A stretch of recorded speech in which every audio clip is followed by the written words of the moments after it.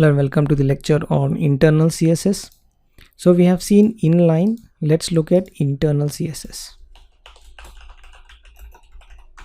Okay, so I'm gonna copy paste this file, put under internal, and I'm gonna change it to internal.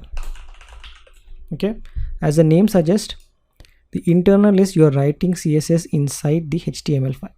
Okay, let's open that up. Let's close inline. Okay, and make it internal.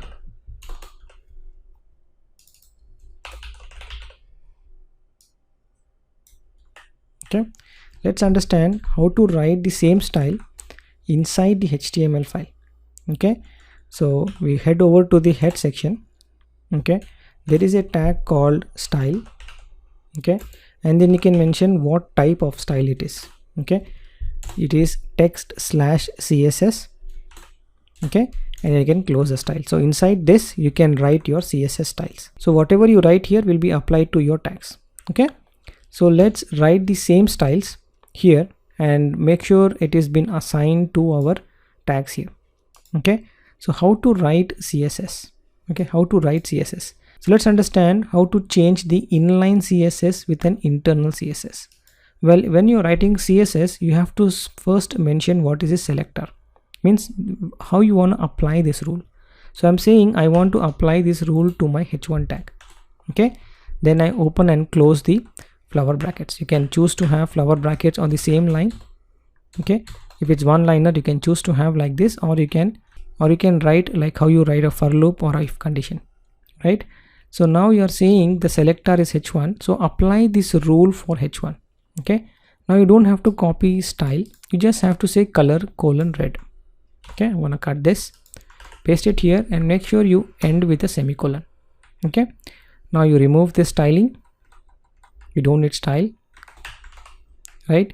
And you will see here the styling is already applied. So let's close this and reopen that.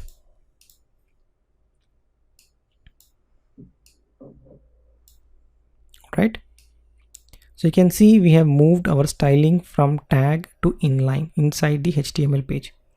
Okay, and you have used the selector as the HTML tag. Okay, now we will change the another selector, that is P, and we'll say font weight is bold. All right,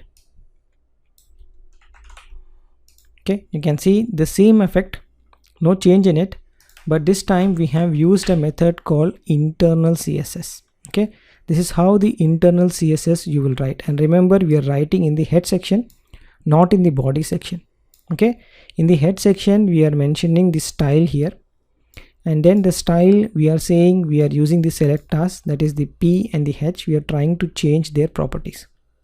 All right, and remember that the style has to be on the top, not onto the bottom. Don't put it somewhere in the bottom. The reason behind is before the page load, the browser should know what are the style that I have to apply onto these tags.